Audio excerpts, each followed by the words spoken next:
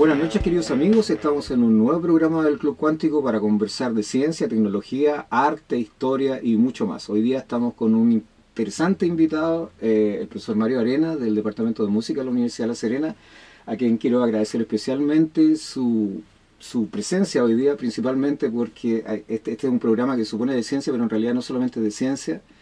El arte y la ciencia están muy vinculados, cosa que parece que no todo el público entiende. Mario, correcto, muy sí. bienvenido. Muchas gracias. Mario, vamos a conversar hoy día de tu tema preferido, supongo, es tu profesión, tú eres músico, y por lo tanto quisiera conversar un poquito de ese tema. Primero quisiera que nos explicaras en qué áreas, en qué temáticas de la música trabajas tú, efectivamente a qué te dedicas, tus temas de investigación. Explícanos un poco el contexto de tu actividad en la universidad. Perfecto. Bueno, en este momento estoy dedicado a una actividad netamente administrativa como director del departamento, pero en el ámbito musical he tenido un proceso que ha sido de amplitud, yo diría, de derrame, desde el mundo sonoro en términos expresivos hacia el mundo también de la imagen, y que también se vincula con la ciencia, precisamente, a través de la física. Concretamente, cuando comenzamos con esto, primero partimos con un software, creamos un software con un exalumno, el programa Punto y Tono, y a partir de allí, entre la relación entre imagen y sonido que establecimos en ese software, vimos que había problemas con la totalidad, es decir, el hecho que los estudiantes estuvieran encerrados dentro de un computador no nos pareció que era lo óptimo de lo que estábamos esperando, y lo llevamos también hacia la naturaleza, y ahí fue donde empecé a diseñar sistemas que funcionan, orquestas que funcionan al aire libre, por así decirlo. Entonces, pero son esculturas sonoras que las llamamos artefactos dialógicos, porque dialogan con la naturaleza. Entonces, bueno, y eso me ha llevado a una serie de ¿En qué consistía específicamente esta experiencia artística que tenías todo el software? Sí. El software era muy sencillo, consistía en transformar imágenes, mapa de bits, o sea, BMP, a MIDI.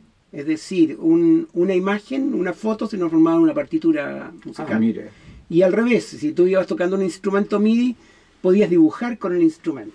Está impresionado. Claro, o sea, mientras tú vas ejecutando sonidos, van apareciendo imágenes, pero son imágenes automáticas, a través de píxeles, producto de lo que tú estás ejecutando. ¿Pero este software lo diseñaron específicamente los estudiantes? No, con un exalumno, un exalumno, claro. Pero me refiero a que el software fue idea del exalumno, es decir, ¿lo diseñó él mismo o tomaron otros software que ya existían que permitían Tomamos la idea de Kandinsky, de Vasily Kandinsky, en un libro precioso que se llama Punto y Línea sobre un plano, y a partir de esa idea de cómo dentro de un plano diferentes puntos o líneas se pueden transformar en sonidos.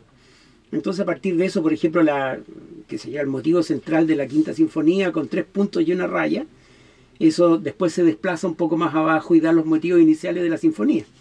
Entonces, a partir de eso empezamos a diseñar. Yo le contaba, en Polonia, a este chiquillo que nos fue a ver porque él estaba en Alemania, y le pareció, oye, yo te puedo hacer eso, me dijo. Pero ¿estáis seguros? Era un chiquillo, el chico. En ese tiempo él estaba... No hay que menospreciar a los chiquillos chicos. Claro, exactamente, ahí aprendí eso, porque él estaba en cuarto medio en ese tiempo. Claro, era alumno nuestro de la Escuela Experimental de Música. Entonces, él volvió a Chile y cuando yo volví, él ya me tenía... Mario, hecho. Te tengo la versión 1.0. Entonces nos juntamos y ahí empezamos a trabajar, estuvimos trabajando prácticamente todo un verano y presentamos un proyecto al Fondart, lo ganamos y después lo publicamos, después sacamos una versión 2.0 que significó un montón de cambios porque incorporamos imágenes, ya vídeos también. Y bueno, esa fue la experiencia con Punto y Tono, pero incluso hicimos obras grandes. Yo hice una obra orquestal con orquesta, con multimedia, con muestras de imágenes y con coros y después con danza, o sea, fue una cosa bastante grande. ¿Esto se presentó aquí en la Sí, en se presentó acá en La Serena con la Orquesta Sinfónica, el coro en la universidad, después lo presenté en España en eventos internacionales y ahora está bastante difundido el programa. Incluso el año pasado lo presenté también en México. Pero estoy mucho más entusiasmado ahora con otras cosas, digamos, que con lo colateral, por así decirlo, a la informática, que es el trabajar con piedras, con palos, con alambres, es decir, con esta cosa brutal de la realidad. de la realidad material, digamos. Entonces, esta cosa tan virtual que es la informática, yo quería tener un correlato y ahora la informática se transformó en correlato de aquello que está en los palos y en los alambres y todo eso. Entonces, Mario, bueno, te quiero hacer una pregunta a propósito de todo lo que me estás contando, que me parece fabuloso. Yeah. Te voy a contar una experiencia personal en realidad, que tiene que ver con la forma en que Chile, a lo mejor yo estoy equivocado, del público general se aproxima a la música más docta, incluso a la música contemporánea. Y tengo la sensación de que no es mucho el vínculo que existe entre el ciudadano común y la música contemporánea. Porque cuando tú vas a un concierto, generalmente los conciertos son de algún tipo, hay autores que son clásicos, etcétera, pero uno escucha poco música contemporánea, o estoy absolutamente equivocado y esto se ha visto hace mucho tiempo, ¿no? Es una muy buena pregunta. Hay problemas internacionales al respecto. Hay conciertos de música contemporánea que no va a nadie. O sea, aparte del autor y los músicos que están ahí y uno que otro persona que iba pasando por error y se mete al teatro, como hay otros que se llena. Pero se ha provocado una desconexión, por así decirlo, entre la música contemporánea y el público masivo. Definitivamente van por carriles distintos. Y eso es bien interesante de analizar por qué. Hay muchas explicaciones al respecto y creo que es también un desafío para los compositores. Pero los compositores también muchos lo plantean porque se da en la investigación. Normalmente la música contemporánea surge en la academia, le llaman también en un ambiente académico, entonces no tiene como la necesidad, por así decirlo, de mover al público, sino que está en la búsqueda, por así decirlo, casi como una búsqueda científica, una búsqueda de la verdad, de la honestidad máxima, en la expresividad y en poder llegar a plantearse en términos del rigor de aquello que se ha propuesto. Entonces, de esa perspectiva surgen tipos de obras que requieren de un constructo previo que es muy difícil de entender. Seguimos conversando, amigos, con el profesor Mario Arenas respecto de música. Estábamos hablando de esta dicotomía entre música contemporánea y el acercamiento al público general. ¿Por qué existe esta diferencia tan acentuada entre lo que es académico, entre la música de vanguardia, si uno pudiera llamarla así, desde el punto de vista de lo clásico, de lo docto, y el público? ¿Qué es lo que pasa y qué es lo que sucede? Que no es una música que sea inmediatamente aceptada, tomando en cuenta que además este es un mundo tecnológico en donde supondría que eso debería ser natural. Claro. Bueno, es un tema muy amplio en realidad. Pienso que el concierto como concepto tradicional ha ido perdiendo espacio, como lo que ha ocurrido con los cines de alguna manera. Y creo que la música pasa algo parecido. O sea, las obras que tienen como una búsqueda, por así decirlo, y emplear nuevamente el término honesto, desde la academia, no constituyen parte de la entretención. Yo no quiero ir a pensar a ese concierto, quiero ir a relajarme, como que si esto fuera una especie de lugar para ello, ¿no? Entonces, la sala de concierto creo que ha perdido un espacio importante. Estoy hablando de la música contemporánea, no así de la música clásico, romántica, europea, o aquella que de alguna manera ha sido difundida por el mercado. Esa música todavía tiene su público. Tiene su público. Nosotros vemos, por ejemplo, en la OSULS, en la Orquesta Sinfónica de la Universidad de La Serena, el teatro repleto. En el último concierto tuvimos que esperar un montón con mi señora para poder entrar. Y también en la orquesta de cámara, que tocan otro tipo de repertorio, pero que también se llena. O sea, hay públicos que tienen este tipo de agrupaciones instrumentales. Pero en la música contemporánea, si uno organiza conciertos, hay que hacer una tremenda difusión, hay que explicar de qué se trata. Aquí hay un esfuerzo enorme que hace un profesor del Departamento de Música, Fernando Guede, que el que lleva por muchos años el Festival Música Ahora, que es música de ahora precisamente, y ahí hay problemas de público muchas veces. Y no es por problemas de falta de difusión, hacen unos afiches preciosos. Yo creo que es justamente por este problema. O sea, ¿qué es lo que yo espero recibir en aquel espacio? Pero tiene también que ver, se me acaba de ocurrir algo, estábamos hablando que también el sistema promociona este tipo de situación. No es también una responsabilidad nuestra, yo te hablo desde el punto de vista de la ciencia, también lo conversábamos, que en realidad la visión de la ciencia, el público en general, dista mucho de lo que la ciencia realmente es, de los avances científicos, etcétera. Claro, Se quedan con una superficie que además a veces linda con lo que es la pseudociencia y no tiene nada que ver con la actividad real. Sí. Entonces, a lo mejor con la música pasa algo parecido. Quizás nosotros, como profesionales de estos temas, debiésemos hacer un esfuerzo extra. Correcto. Totalmente. Tener una responsabilidad también extra respecto de ese punto, ¿no? Sí. Me comentaste también hace unos pocos instantes en la pausa, respecto a este trabajo que hiciste en comunidades rurales que tienen que ver con la música, en donde obviamente la situación es peor en el sentido de que no tienen ningún acceso al, ni a la música, ni al arte, ni a ningún tipo de conocimiento relevante que es el que tenemos nosotros en las grandes ciudades, el hombre urbano. Claro. Eso fue sumamente interesante. Fue el año 2012 que partí con esa experiencia, con niños de una escuela rural. Hicimos una instalación en los cerros, una parte bastante escarpada, que me dio harto susto subir con los niños de ahí. Eran niños, bueno, de 8º año básico. Y consistía en instalar unas rampas de 40 metros de largo con desechos que nos regalaron un amigo que es constructor. Me regaló todo ese material y lo usamos para hacer esta instalación con bolas de billar.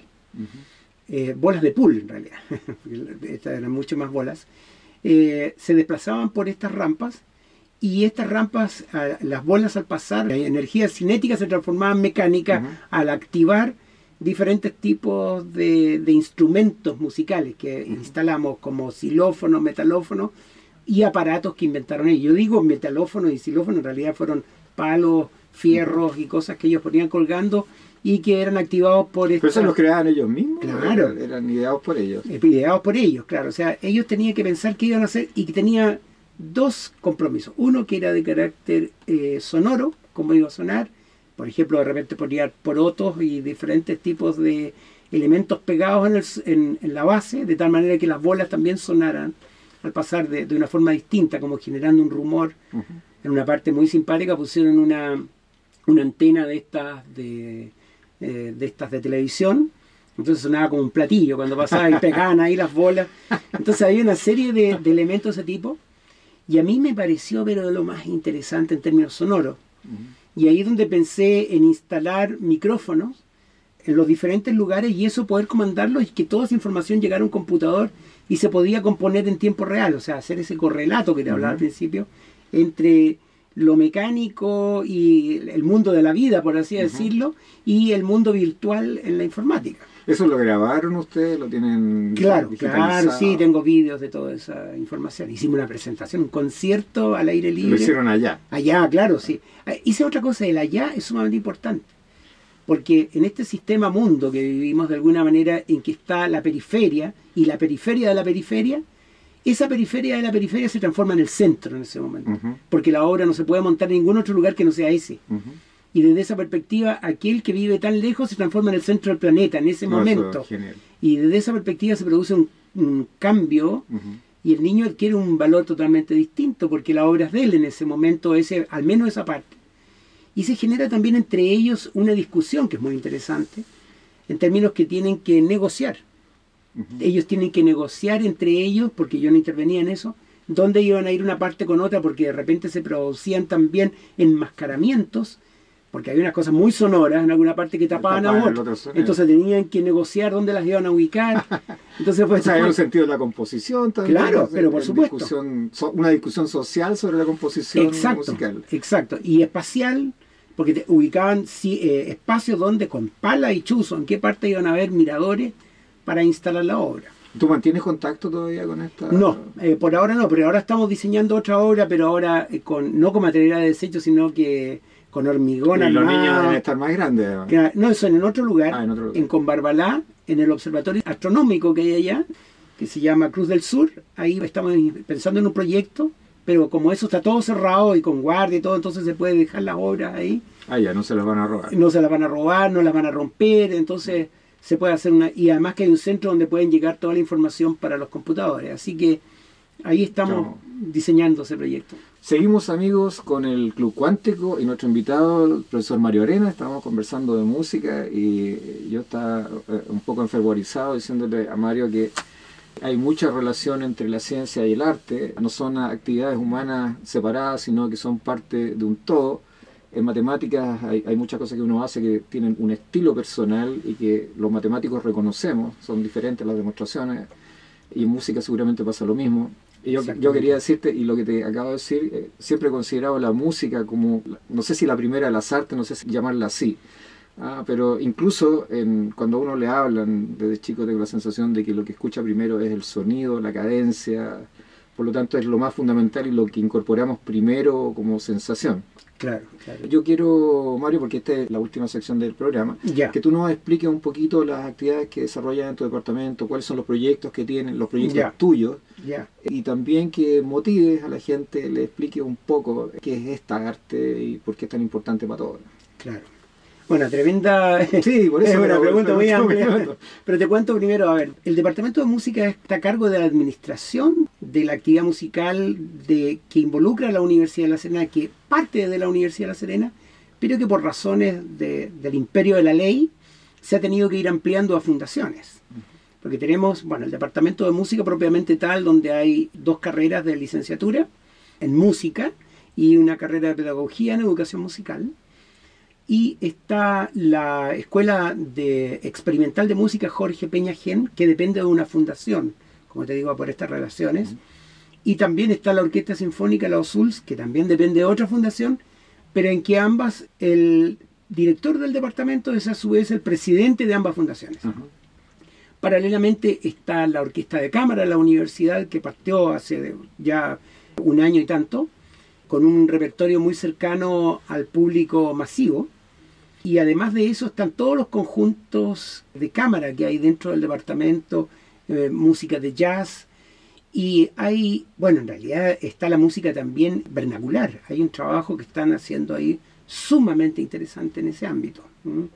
Y está la producción de los estudiantes, que en este momento acaban de completar un disco compacto, y está el trabajo de los académicos, por su cuenta, digamos, que ahí también tiene un trabajo bastante grande. O sea, el movimiento, la riqueza que hay acá, yo siento un tremendo privilegio de estar en la Universidad de La Serena. Yo creo que es un hito el departamento de música y la música. No, es impresionante.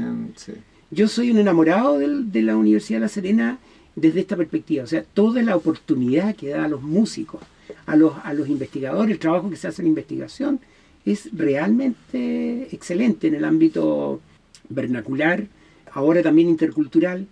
Hay un trabajo que se está haciendo sumamente interesante. Además que hay que reconocer que esta radio en donde nosotros hacemos esta grabación debe ser una de las pocas radios en este momento en Chile que transmite música culta. Yo no recuerdo cuando estaba más joven que había otras radios, no voy a mencionar para que no me digan haciendo propaganda, pero las recuerdo, que después fueron desapareciendo, se fueron transformando en otra cosa, y ya tienen otro carácter. Pero nosotros por lo menos mantenemos cierto ritmo que me parece que es el que corresponde, digamos, por radios universitarias por lo menos. Correcto, un tremendo aporte que se está haciendo acá. Ahora también es un tremendo desafío. Yo le comentaba el otro día a un colega, justamente cuando veía todo esto de las bandas, de las orquestas en el aniversario del colegio, que ahora están de aniversario, la tremenda responsabilidad que uno siente detrás de esto. O sea, esos niños y esos estudiantes que a uno lo miran y que de alguna manera están esperando una respuesta de muchas cosas, ¿no? Y hay muchas respuestas que uno no las sabe, porque frente a todo lo que viene, o sea, hay una tremenda incertidumbre y hay que aprender a acostumbrarse a vivir en esta permanente incertidumbre respecto a muchos temas. Entonces el arte no escapa de ello. Muy por el contrario, yo creo que el arte siempre está de alguna manera en la cuerda floja, ¿no? Pero una cuerda floja de tipo, estoy hablando en términos existenciales. Sí. Desde esa perspectiva siempre está en un permanente estar y no estar de alguna manera. No sé si me explico. Es una situación bien compleja la que vive el artista, el compositor, el instrumentista. Yo creo que a todo nivel artístico. Sí. No, es que yo estoy hablando de lo que me toca ver, pero tienes toda la razón. Pero en general eso está generalizado. Sí. Una actividad humana que es tan importante que tú no puedes evaluar en términos económicos, porque no se puede hacer. Claro. Tiene un valor cultural. Claro. Sin cultura tú no tienes sociedad, no tienes nada, se te desarma todo. Claro. Yo creo que eso es lo que hay que fortalecer, y esa es la responsabilidad que tú decías que se tiene con las generaciones futuras. Sí. El departamento, tú estabas comentando que iban a tener un programa de radio, luego estaban plantando. ¿Se puede decir o...? Bueno, estamos en ese proyecto. Yo lo que estoy haciendo en este momento es atraer a los colegas, consultarles con cuántos programas se podrían hacer cargo. Y ha resultado tremendamente valioso. Ahí yo creo que ya tenemos material como por una cantidad Pero no importante meterte en problemas con la pregunta. No, en absoluto. Yo, de hecho, lo único que estoy haciendo es consultar a los colegas. No me estoy comprometiendo con nada todavía, sino que qué es lo que ellos creen, que cómo pueden visualizar esto. Y entonces a partir de esto están surgiendo una cantidad de programas que estoy viendo por la cantidad de material que hay. Hay muchas obras inéditas, hay una cantidad de composición. Tenemos compositores muy reconocidos en el ámbito nacional, compositores jóvenes. Hay gente muy, muy valiosa ahí. Hay mucho que mostrar y creo que ha llegado el momento de hacerlo. Porque sobre todo que aquí no solo se muestra, sino que queda el vestigio. Queda eso que me parece tremendamente valioso, que Internet además que permite transmitirlo para todo el mundo y además la posibilidad concreta. Y gratuito. Y gratuito, correcto. O sea, toda la gente tiene acceso a esa información. O sea, tú haces un clic y estás a un minuto, a un segundo de cosas espectaculares. A mí me ha tocado, yo voy con los conciertos de la orquesta, no me los pierdo cuando puedo y, o sea, la calidad es indudable. Yo no soy un experto, pero tengo claro cuál es la importancia que tiene la orquesta para la Universidad de La Serena y toda la actividad que realizan ustedes como departamento y todos los músicos de la universidad. Sí, indudablemente. Mario, estamos llegando al final del programa. No sé si quieres decirles algo a nuestro pueblo y nuestros telespectadores que están viendo, ¿no? Ya. Bueno, agradecerte la invitación. También me he quedado muy impresionado por la revista El Club Cuántico. El excelente nivel de los artículos que no, realmente tremendo aporte que estás haciendo ahí. Y ahora a través de esto me siento muy agradecido que me hayas invitado y también, bueno, invitar a la gente, contarles que estamos con este proyecto de que pronto vamos a empezar a mostrar la cantidad de trabajo inédito que hay en La Serena, en la Universidad de La Serena y en todos los organismos que dependen de la Universidad de La Serena, como estas fundaciones y todos los músicos que hay allá. Mario, muchas gracias por tu presencia hoy día en el Club Cuántico. Esperamos verlos a ustedes que nos escuchen en 15 días más en su programa. Muy buenas noches. Buenas noches.